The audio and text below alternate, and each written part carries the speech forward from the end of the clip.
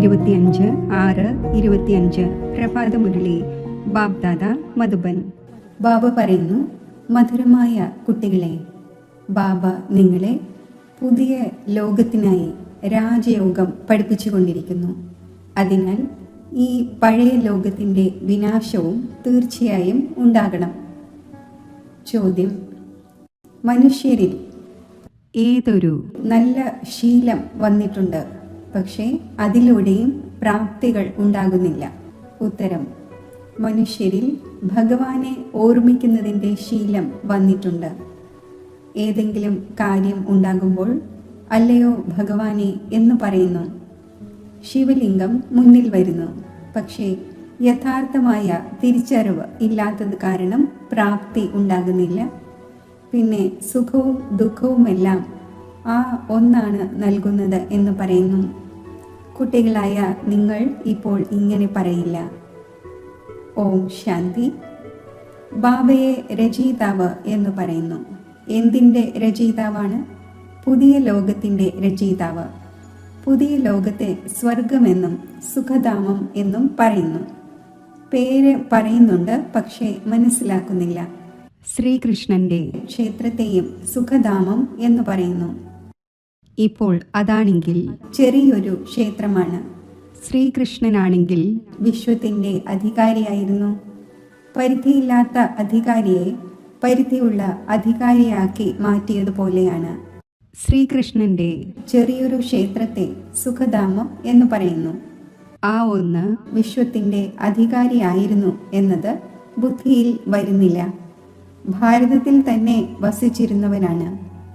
മുൻപ് നിങ്ങൾക്കും യാതൊന്നും അറിയില്ലായിരുന്നു. ബാബയ്ക്കാകട്ടെ സർവ്വതും അറിയാം. ബാബ സൃഷ്ടിയുടെ ആദി മധ്യ അന്ത്യത്തെ അറിയുന്നു. ഇപ്പോൾ കുട്ടികളായ നിങ്ങൾക്കറിയാം ബ്രഹ്മ വിഷ്ണു ശങ്കർ ആരാണ് എന്നതും ലോകത്തിൽ ആർക്കും തന്നെ അറിയില്ല. ശിവനാകട്ടെ ഉയർന്നതിലും ഉയർന്ന ഭഗവാനാണ്. ശരി, പിന്നെ പ്രജാപിത ബ്രഹ്മാവ് എവിടെ നിന്ന് വന്നു? മനുഷ്യൻ തന്നെയാണ്. ആ ഒന്നിലൂടെ ബ്രാഹ്മണർ ജനിക്കുവാനായി പ്രജാപിത ബ്രഹ്മാവ് തീർച്ചയായും ഇവിടെ തന്നെയാണല്ലോ വേണ്ടത്. പ്രജാപിത എന്നാൽ മുഖത്തിലൂടെ അഡോപ്റ്റ് ചെയ്യുന്നവൻ എന്നാണ്. നിങ്ങളാണ് മുഖവംശാവലി. ഇപ്പോൾ നിങ്ങൾക്കറിയാം എങ്ങനെയാണ് ബ്രഹ്മാവിനെ ബാബ വന്ന് തൻ്റേതാക്കി മാറ്റി മുഖവംശാവലിയെ ഉണ്ടാക്കിയത്. ഇദ്ദേഹത്തിൽ പ്രവേശിക്കുകയും ചെയ്തു. പിന്നെ പറഞ്ഞു, ഇത് എൻ്റെ കുട്ടിയുമാണ്. ബ്രഹ്മാവ് എന്ന പേര് എങ്ങനെ വന്നു? എങ്ങനെയാണ് ജന്മമുണ്ടായത്? ഇത് നിങ്ങൾക്കറിയാം, മറ്റാർക്കും അറിയില്ല. പരംപിത പരമാത്മാവ് ഉയർന്നതിലും ഉയർന്നവനാണ് എന്ന് കേവലം മഹിമ പാടുന്നു. പക്ഷേ ഉയർന്നതിലും ഉയർന്ന പിതാവാണ് എന്നത് ആരുടെയും ബുദ്ധിയിൽ വരുന്നില്ല. നമ്മളെല്ലാ ആത്മാക്കളുടെയും പിതാവാണത്. ആ ഒന്ന് ബിന്ദു രൂപമാണ്. ആ ഒന്നിൽ സൃഷ്ടിയുടെ ആദി മധ്യ അന്ത്യത്തിൻ്റെ ജ്ഞാനമുണ്ട്. ഈ ജ്ഞാനവും നിങ്ങൾക്ക് ഇപ്പോൾ ലഭിച്ചിരിക്കുന്നു. മുമ്പ് അല്പം പോലും ഈ ജ്ഞാനം ഉണ്ടായിരുന്നില്ല. മനുഷ്യർ ബ്രഹ്മ വിഷ്ണു ശങ്കർ എന്ന് പറഞ്ഞുകൊണ്ടിരിക്കുക മാത്രം ചെയ്യുന്നു, പക്ഷേ ഒന്നും അറിയുന്നില്ല. അതിനാൽ അവർക്കും മനസ്സിലാക്കിച്ചു കൊടുക്കണം. ഇപ്പോൾ നിങ്ങൾ വിവേകമുള്ളവർ ആയിരിക്കുന്നു. ബാബ ജ്ഞാനത്തിൻ്റെ സാഗരമാണ് എന്ന് അറിയുന്നു. ബാബ നമ്മെ ജ്ഞാനം കേൾപ്പിക്കുന്നു, പഠിപ്പിക്കുന്നു. ഈ രാജയോഗം തന്നെ സത്യുഗമാകുന്ന പുതിയ ലോകത്തിന് വേണ്ടിയാണ്. അപ്പോൾ തീർച്ചയായും പഴയ ലോകത്തിൻ്റെ വിനാശം ഉണ്ടാകണം. അതിനു വേണ്ടിയാണ് ഈ മഹാഭാരത യുദ്ധമുള്ളത്. പകുതി കൽപ്പമായി നിങ്ങൾ ഭക്തി മാർഗത്തിലെ ശാസ്ത്രങ്ങൾ പഠിച്ചു വന്നു. ഇപ്പോഴാകട്ടെ ബാബയിൽ നിന്നും ഡയറക്റ്റായി കേൾക്കുന്നു. ബാബ ഏതെങ്കിലും ശാസ്ത്രങ്ങളല്ല ഇരുന്ന് കേൾപ്പിക്കുന്നത്. ജപ തപം ചെയ്യുക, ശാസ്ത്രങ്ങളും മറ്റും പഠിക്കുക, ഇതെല്ലാം ഭക്തിയാണ്. ഇപ്പോൾ ഭക്തർക്ക് ഭക്തിയുടെ ഫലം വേണം. കാരണം ഭഗവാനെ കണ്ടുമുട്ടുന്നതിന് വേണ്ടി തന്നെയാണ് പ്രയത്നിക്കുന്നത്. പക്ഷേ ജ്ഞാനത്തിലൂടെയാണ് സദ്ഗതി. ജ്ഞാനവും ഭക്തിയും രണ്ടും ഒരുമിച്ച് നടക്കുക സാധ്യമല്ല. ഇപ്പോൾ ഭക്തിയുടെ രാജ്യം തന്നെയാണ്. എല്ലാവരും ഭക്തരാണ്. ഓരോരുത്തരുടെയും മുഖത്തു നിന്നും ഓ ഗോഡ് ഫാദർ എന്ന് തീർച്ചയായും വരും. ഇപ്പോൾ കുട്ടികളായ നിങ്ങൾക്കറിയാം, ബാബ തൻ്റെ പരിചയം നൽകിയിരിക്കുന്നു. ഞാൻ ചെറിയ ബിന്ദുവാണ്. എന്നെ തന്നെയാണ് ജ്ഞാനത്തിൻ്റെ സാഗരം എന്ന് പറയുന്നത്. ബിന്ദുവായ എന്നിൽ മുഴുവൻ ജ്ഞാനവും അടങ്ങിയിരിക്കുന്നു. ആത്മാവിൽ തന്നെയാണ് ജ്ഞാനം ഉണ്ടായിരിക്കുന്നത്. ഇപ്പോൾ കുട്ടികളായ നിങ്ങൾ മനസ്സിലാക്കുന്നുണ്ട്, ആ ഒന്നിനെ പരംപിത പരമാത്മ എന്ന് പറയുന്നു. അത് സുപ്രീം സോൾ ആണ്. അതായത് ഏറ്റവും ഉയർന്നതിലും ഉയർന്നതും പതീത പാവനുമായ ബാബ തന്നെയാണ് സുപ്രീം.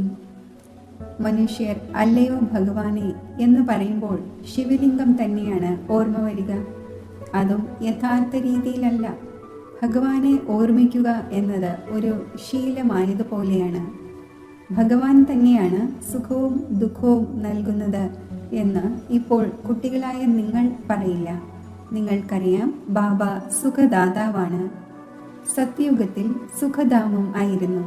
അവിടെ ദുഃഖത്തിൻ്റെ പേര് തന്നെ ഉണ്ടായിരുന്നില്ല. കലിയുഗത്തിലാണ് ദുഃഖം. ഇവിടെ സുഖത്തിൻ്റെ പേര് പോലുമില്ല. ഉയർന്നതിലും ഉയർന്നത് ഭഗവാനാണ്. ആ ഒന്ന് സർവ ആത്മാക്കളുടെയും പിതാവാണ്. ആത്മാക്കളുടെയും പിതാവാണ് എന്നത് ആർക്കും തന്നെ അറിയില്ല. നമ്മളെല്ലാവരും ബ്രദേഴ്സാണ് എന്ന് പറയുന്നുമുണ്ട്. അപ്പോൾ തീർച്ചയായും എല്ലാവരും ഒരച്ഛൻ്റെ മക്കളായല്ലോ. ചിലർ പിന്നെ പറയുന്നു, ആ ഒന്ന് സർവവ്യാപിയാണ്, നിന്നിലുമുണ്ട് എന്നിലുമുണ്ട്. നിങ്ങളാകട്ടെ ആത്മാവാണ്. ഇത് നിങ്ങളുടെ ശരീരമാണ്. പിന്നെ മൂന്നാമതൊരു വസ്തു എങ്ങനെ ഉണ്ടാകാനാണ്? ആത്മാവിനെ പരമാത്മാവ് എന്ന് പറയില്ല, ജീവാത്മാവ് എന്നാണ് പറയുന്നത്. ജീവ പരമാത്മാവ് എന്ന് പറയാറില്ല. പിന്നെ പരമാത്മാവ് എങ്ങനെ സർവവ്യാപിയാകും? ബാബ സർവവ്യാപിയാണെങ്കിൽ പിന്നെ ഫാദർഹുഡ് ഉണ്ടാകുമായിരുന്നു. ഫാദറിന് ഫാദറിൽ നിന്നും സമ്പത്ത് ലഭിക്കുന്നില്ല. പിതാവിൽ നിന്നും കുട്ടികളാണ് സമ്പത്ത് നേടുന്നത്. എല്ലാവരും എങ്ങനെ ഫാദറാകും? ഇത്രയും ചെറിയൊരു കാര്യം പോലും ആർക്കും മനസ്സിലാകുന്നില്ല.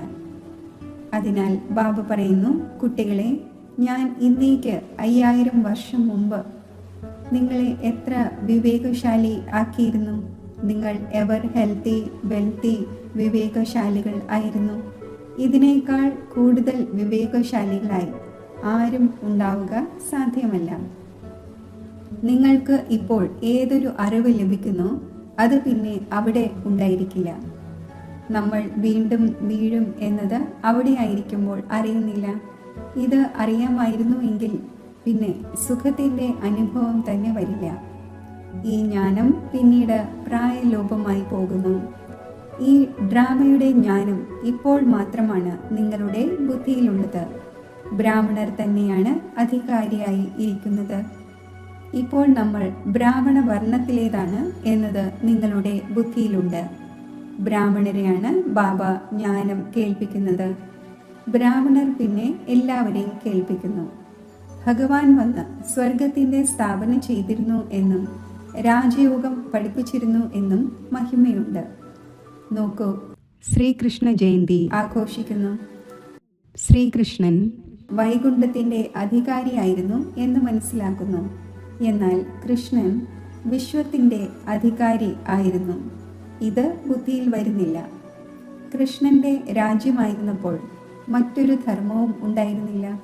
മുഴുവൻ വിശ്വത്തിലും കൃഷ്ണൻ്റെ തന്നെ രാജ്യമായിരുന്നു. യമുന തീരത്തായിരുന്നു. ഇപ്പോൾ നിങ്ങളെ ആരാണ് ഇത് മനസ്സിലാക്കി തരുന്നത്? ഭഗവാൻ വാച. പിന്നെ അവർ ഏതെല്ലാം വേദശാസ്ത്രങ്ങളും മറ്റും കേൾപ്പിക്കുന്നു, അത് ഭക്തി മാർഗത്തിലേതാണ്. ഇവിടെയാകട്ടെ സ്വയം ഭഗവാനാണ് നിങ്ങളെ കേൾപ്പിക്കുന്നത്. ഇപ്പോൾ നിങ്ങൾ മനസ്സിലാക്കുന്നു, നമ്മൾ പുരുഷോത്തമരായിക്കൊണ്ടിരിക്കുന്നു. നമ്മൾ ശാന്തിധാമത്തിൽ വസിക്കുന്നവരാണ്. പിന്നീട് നമ്മൾ വന്ന് 21 ജന്മത്തേക്കുള്ള പ്രാപ്തി അനുഭവിക്കും എന്നത് നിങ്ങളുടെ ബുദ്ധിയിലുണ്ട്. കുട്ടികളായ നിങ്ങൾ ഉള്ളിൽ സന്തോഷത്താൽ ഗദ്ഗതമുണ്ടാകണം. പരിധിയില്ലാത്ത ബാബയാകുന്ന ശിവബാബ നമ്മെ പഠിപ്പിച്ചുകൊണ്ടിരിക്കുന്നു.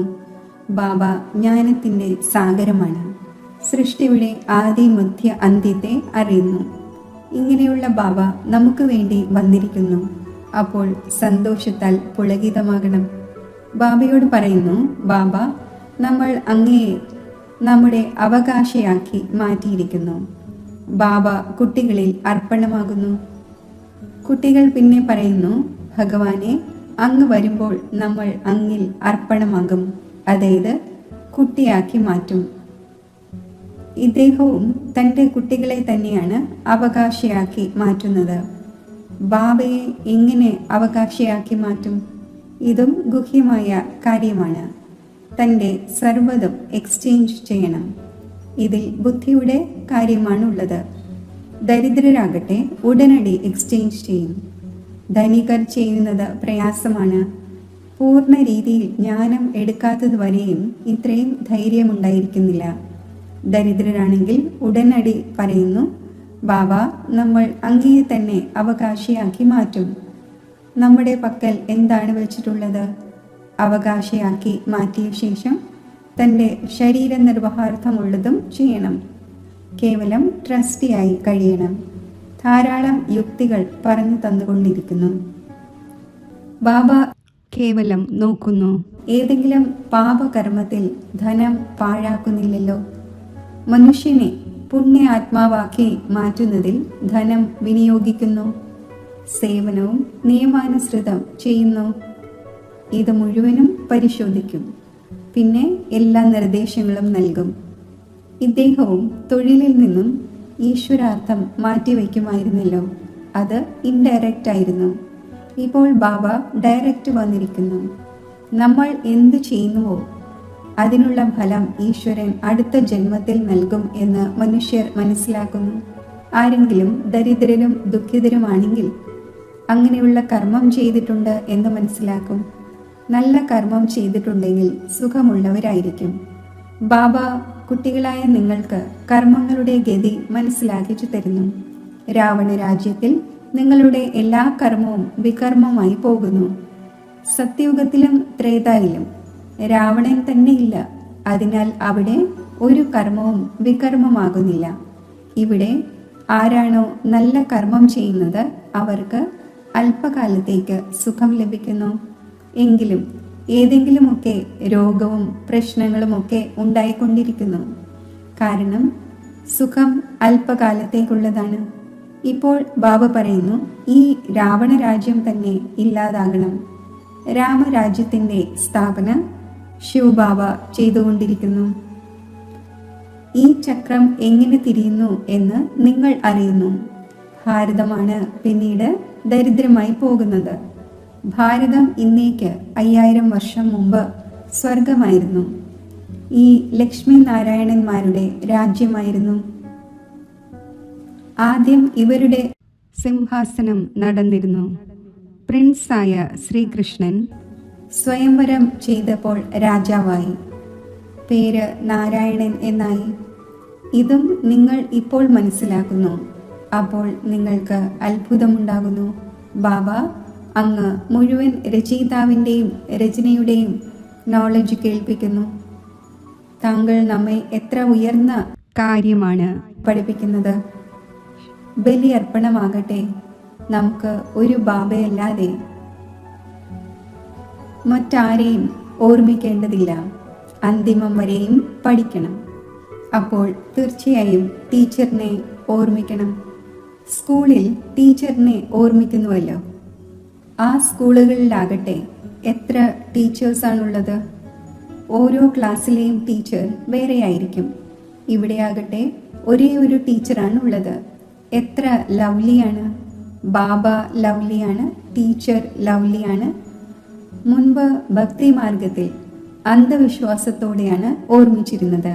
ഇപ്പോഴാണെങ്കിൽ ഡയറക്റ്റായി ബാബ പഠിപ്പിക്കുന്നു. അപ്പോൾ എത്ര സന്തോഷമുണ്ടാകേണ്ടതാണ്.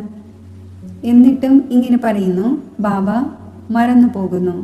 അറിയില്ല നമ്മുടെ ബുദ്ധി അങ്ങയെ എന്തുകൊണ്ട് ഓർമ്മിക്കുന്നില്ല എന്ന്. ഈശ്വരന്റെ ഗതിയും മതവും വേറിട്ടതാണ് എന്ന് പാടുന്നുണ്ട്. ബാബ അങ്ങയുടെ ഗതിയും സദ്ഗതിയുടെ മതവും വളരെ വണ്ടർഫുള്ളാണ്. ഇങ്ങനെയുള്ള ബാബയെ ഓർമ്മിക്കേണ്ടതാണ്. സ്ത്രീ തൻ്റെ പതിയുടെ ഗുണം പാടുന്നുവല്ലോ. വളരെ നല്ലവനാണ്, ഇന്നതെല്ലാം അയാളുടെ പ്രോപ്പർട്ടിയാണ്. ഉള്ളിൽ സന്തോഷമുണ്ടായിരിക്കുമല്ലോ. ഇതാകട്ടെ പതിമാരുടെയും പതിയാണ്, പിതാക്കന്മാരുടെയും പിതാവാണ്. ഈ ഒന്നിൽ നിന്നും നമുക്ക് എത്ര സുഖമാണ് ലഭിക്കുന്നത്. മറ്റെല്ലാവരിൽ നിന്നും ദുഃഖമാണ് ലഭിക്കുന്നത്. ടീച്ചറിൽ നിന്നും സുഖം ലഭിക്കുന്നു, കാരണം പഠനത്തിലൂടെ വരുമാനം ഉണ്ടാകുന്നു. ഗുരുവിനെ എല്ലായ്പ്പോഴും സ്വീകരിക്കുന്നത് വാനപ്രസ്ഥത്തിലാണ്. ബാബയും പറയുന്നു, ഞാൻ വാനപ്രസ്ഥത്തിലാണ് വന്നിരിക്കുന്നത്. ഇദ്ദേഹവും വാനപ്രസ്ഥയാണ്, ഞാനും വാനപ്രസ്ഥയാണ്. എൻ്റെ ഈ കുട്ടികളെല്ലാം തന്നെ വാനപ്രസ്ഥികളാണ്. അച്ഛൻ, ടീച്ചർ, ഗുരു 3 പേരും ഒരുമിച്ചാണ്. ബാബ ടീച്ചറുമാകുന്നു, പിന്നെ ഗുരുവായി കൂടെ കൊണ്ടുപോകുന്നു. ആ ഒരു ബാബയ്ക്ക് തന്നെയാണ് മഹിമയുള്ളത്. ഈ കാര്യങ്ങൾ ഒരു ശാസ്ത്രങ്ങളിലുമില്ല. ബാബ ഓരോ കാര്യവും നല്ല രീതിയിൽ മനസ്സിലാക്കിച്ചു തരുന്നു. ഇതിനേക്കാൾ ഉയർന്ന ഒരു നോളജ് ഇല്ല, അറിയേണ്ട ആവശ്യവുമില്ല. നമ്മൾ എല്ലാം അറിഞ്ഞ് വിശ്വത്തിൻ്റെ അധികാരിയായി മാറുന്നു. ഇതിലും കൂടുതലായി എന്തു ചെയ്യുവാനാണ്? കുട്ടികളുടെ ബുദ്ധിയിൽ ഇതുണ്ടാകണം. അപ്പോൾ സന്തോഷത്തിലും ആ ഓർമ്മയിലും ഇരിക്കും. പുണ്യ ആത്മാവാകുന്നതിന് വേണ്ടി ഓർമ്മയിൽ തീർച്ചയായും ഇരിക്കേണ്ടതാണ്. നിങ്ങളുടെ യോഗം ഇല്ലാതാക്കുക എന്നതാണ് മായയുടെ ധർമ്മം. യോഗത്തിലാണ് മായ വിഘ്നമിടുന്നത്, മറന്നു പോകുന്നു. മായയുടെ കൊടുങ്കാറ്റ് വളരെയധികം വരുന്നു. ഇതും ഡ്രാമയിൽ അടങ്ങിയിട്ടുണ്ട്. ഇദ്ദേഹമാണ് ഏറ്റവും മുന്നിൽ. അതിനാൽ ഇദ്ദേഹത്തിന് എല്ലാ അനുഭവവും ഉണ്ടാകുന്നു. എൻ്റെ അടുക്കൽ വരുമ്പോഴല്ലേ എല്ലാവരെയും മനസ്സിലാക്കിക്കുക. ഈ മായയുടെ എല്ലാ കൊടുങ്കാറ്റും വരും. ബാബയുടെ അടുക്കലും വരുന്നു, നിങ്ങൾക്കും വരും. മായയുടെ കൊടുങ്കാറ്റ് വരാതിരിക്കുകയും യോഗം യോജിച്ചിരിക്കുകയും ആണ് എങ്കിൽ കർമാതീത അവസ്ഥ ഉണ്ടായേനെ. പിന്നെ നമുക്ക് ഇവിടെ ഇരിക്കുവാൻ സാധിക്കില്ല. കർമാതീത അവസ്ഥ ഉണ്ടാവുകയാണെങ്കിൽ പിന്നെ എല്ലാവരും പോകും. ശിവന്റെ ഘോഷയാത്ര എന്ന് പാടപ്പെട്ടിട്ടുണ്ടല്ലോ. ശിവ് ബാബ വരുമ്പോഴാണ് നമ്മൾ എല്ലാ ആത്മാക്കളും പോകുന്നത്. ശിവ് ബാബ വരുന്നത് തന്നെ എല്ലാവരെയും കൊണ്ടുപോകാനാണ്. സത്യയുഗത്തിൽ ഇത്രയും ആത്മാക്കൾ ഉണ്ടായിരിക്കില്ല. ശരി, മധുരമധുരമായ വളരെ കാലം വേർപിരിഞ്ഞ ശേഷം തിരിച്ചു കിട്ടിയ കുട്ടികൾക്ക് മാതാവും പിതാവുമായ ബാബ് ദാദയുടെ സ്നേഹസ്മരണകൾ. Good morning. ആത്മീയ പിതാവിൻ്റെ ആത്മീയ കുട്ടികൾക്ക് നമസ്തേ. ധാരണയ്ക്കുള്ള മുഖ്യസാരം: ശിവ് ബാബയെ തൻ്റെ അവകാശിയാക്കി മാറ്റി സർവ്വതും എക്സ്ചേഞ്ച് ചെയ്യണം. അവകാശിയാക്കി മാറ്റി ഉപജീവനവും നടത്തണം. ട്രസ്റ്റിയായി മനസ്സിലാക്കി കഴിയണം. ധനം യാതൊരു പാപകർമ്മത്തിലും വിനിയോഗിക്കരുത്. ഉള്ളിൽ സന്തോഷത്താൽ പുളകിതമായി കൊണ്ടിരിക്കണം. സ്വയം ജ്ഞാനത്തിൻ്റെ സാഗരമായ ബാബ നമ്മെ പഠിപ്പിച്ചുകൊണ്ടിരിക്കുന്നു. പുണ്യ ആത്മാവാകുന്നതിനായി ഓർമ്മയിലിരിക്കണം. മായയുടെ കൊടുങ്കാറ്റുകളെ ഭയപ്പെടരുത്. വരദാനം: സത്യതയുടെ ആധാരത്തിൽ ഒരു ബാബയെ പ്രത്യക്ഷമാക്കുന്ന നിർഭയവും അതോറിറ്റി സ്വരൂപവുമായി ഭവിക്കട്ടെ. സത്യത തന്നെയാണ് പ്രത്യക്ഷതയുടെ ആധാരം. ബാബയെ പ്രത്യക്ഷമാക്കുന്നതിനായി നിർഭയവും അതോറിറ്റി സ്വരൂപവും ആയി പറയൂ. സങ്കോചത്തോടെ ആകരുത്. എപ്പോഴാണോ അനേകം മതമുള്ളത്, കേവലം ഒരു മതത്തെ അംഗീകരിക്കുന്നത്, അതായത് നമ്മൾ ഏവരുടെയും പിതാവ് ഒന്നാണ്, ആ ഒന്ന് ഇപ്പോൾ കാര്യം ചെയ്തുകൊണ്ടിരിക്കുകയാണ്, ഒന്നിൻ്റെ സന്താനങ്ങളായ നമ്മൾ ഏവരും ഒന്നാണ്, ഈ ഒന്ന് തന്നെയാണ് യഥാർത്ഥം, അപ്പോൾ വിജയത്തിൻ്റെ കൊടി പാറും. ഈ സങ്കല്പത്തോടെ മുക്തിധാമത്തിലേക്ക് പോകും. പിന്നെ എപ്പോഴാണോ അവരവരുടെ പാർട്ട് അഭിനയിക്കാൻ വരുന്നത്, അപ്പോൾ ആദ്യം ഗോഡ് ഈസ് വൺ എന്ന സംസ്കാരം എമർജാകും. ഇത് തന്നെയാണ് ഗോൾഡൻ ഏജിൻ്റെ സ്മൃതി. സ്ലോഗൻ: സഹിക്കുന്നത് തന്നെയാണ് സ്വയം തൻ്റെ ശക്തിരൂപത്തെ പ്രത്യക്ഷമാക്കുക എന്നത്. അവ്യക്ത സൂചന: ആത്മീയ സ്ഥിതിയിൽ സ്ഥിതി ചെയ്യുന്നതിൻ്റെ അഭ്യാസം ചെയ്യൂ, അന്തർമുഖിയാകൂ. ഏതുപോലെ ഈ ദേഹം സ്പഷ്ടമായി കാണപ്പെടുന്നുവോ അതേപോലെ തൻ്റെ ആത്മാവിൻ്റെ സ്വരൂപം സ്പഷ്ടമായി കാണപ്പെടണം, അതായത് അനുഭവത്തിൽ വരണം. മസ്തകത്തിലൂടെ, അതായത് ബുദ്ധിയുടെ സ്മൃതിയിലൂടെയും ദൃഷ്ടിയിലൂടെയും ആത്മീയ സ്വരൂപം അല്ലാതെ മറ്റൊന്നും കാണപ്പെടരുത്, അഥവാ സ്മൃതിയിൽ വരരുത്. ഇങ്ങനെ നിരന്തര തപസ്വിയാകൂ. അപ്പോൾ ഓരോ ആത്മാവിനെയും പ്രതി മംഗളത്തിൻ്റെ ശുഭസങ്കല്പം ഉൽപ്പന്നമാകും. ആരെങ്കിലും തൻ്റെ സ്വഭാവ സംസ്കാരത്തിന് വശപ്പെട്ട് താങ്കളുടെ പുരുഷാർത്ഥത്തിൽ പരീക്ഷയ്ക്ക് നിമിത്തമായാലും അവരെ പ്രതിയും സദാ മംഗളത്തിൻ്റെ സങ്കല്പം ഉൽപ്പന്നം ആകണം. ഓം ശാന്തി. യോഗത്തിൻ്റെ അഭ്യാസം.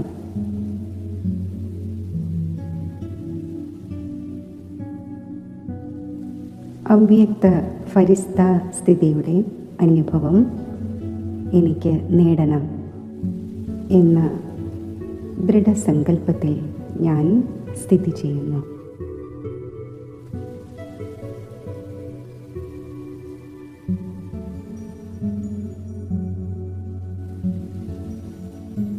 എൻ്റെ മനസ്സും ബുദ്ധിയും ഈ ദേഹത്തിൽ നിന്നും ദേഹത്തിൻ്റെ ലോകത്തിൽ നിന്നും വേർപെടുത്തി എൻ്റെ അതിസൂക്ഷ്മ സ്വരൂപത്തിൽ സ്ഥിതി ചെയ്യിക്കുന്നു.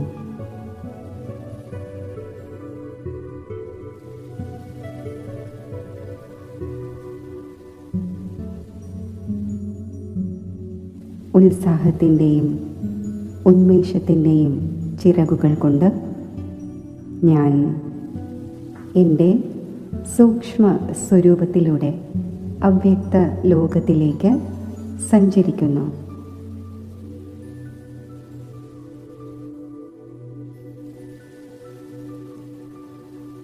ബാപ്ദാദയുമായുള്ള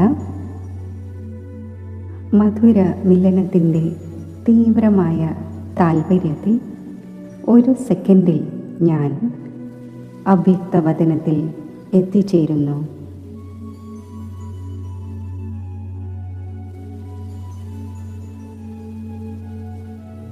ഞാൻ എന്നെ സ്വയം സൂക്ഷ്മവദനത്തിൽ അനുഭവിക്കുന്നു.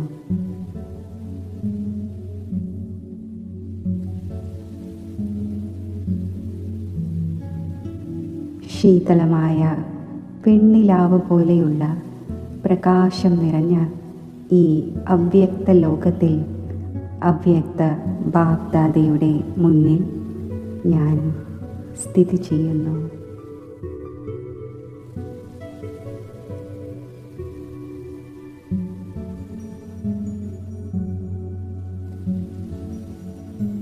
ബാപ്ദാദയുടെ അസീമമായ സ്നേഹം നിറഞ്ഞ ദൃഷ്ടി എന്നെ തൃപ്ത ആത്മാവാക്കി മാറ്റുന്നു.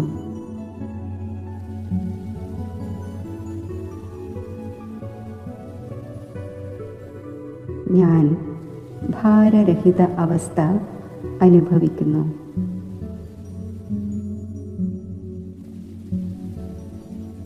ഡബിൾ ലൈറ്റ് സ്ഥിതി അനുഭവിക്കുന്നു.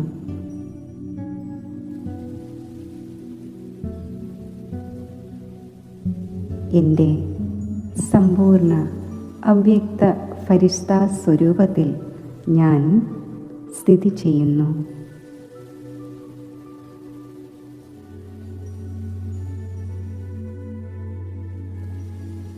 ബാപ്ദാദയുടെ മസ്തകത്തിൽ നിന്നും പ്രവഹിക്കുന്ന സ്നേഹത്തിൻ്റെ തരംഗങ്ങളിൽ ഞാൻ ലയിച്ചു ചേരുന്നു.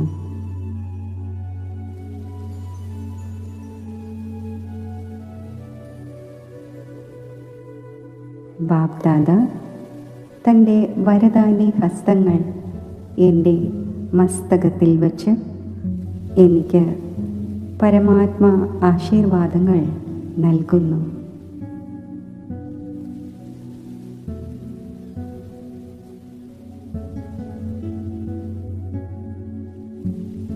പരമാത്മാ വരദാനങ്ങളും ആശീർവാദങ്ങളും പ്രാപ്തമാക്കുന്ന ഞാൻ സ്വയം ഭാഗ്യരത്നമായും ധന്യ ആത്മാവായും അനുഭവിക്കുന്നു.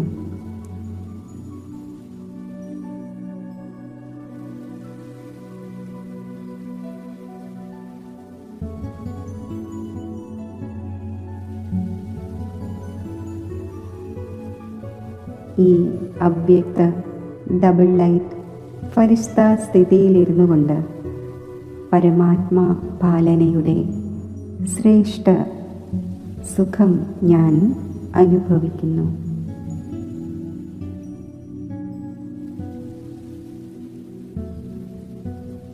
ഈ സർവശ്രേഷ്ഠ സ്വരൂപത്തിൽ ഞാൻ സാകാരത്തിലേക്ക് അവതരിക്കുന്നു. ഓം ശാന്തി.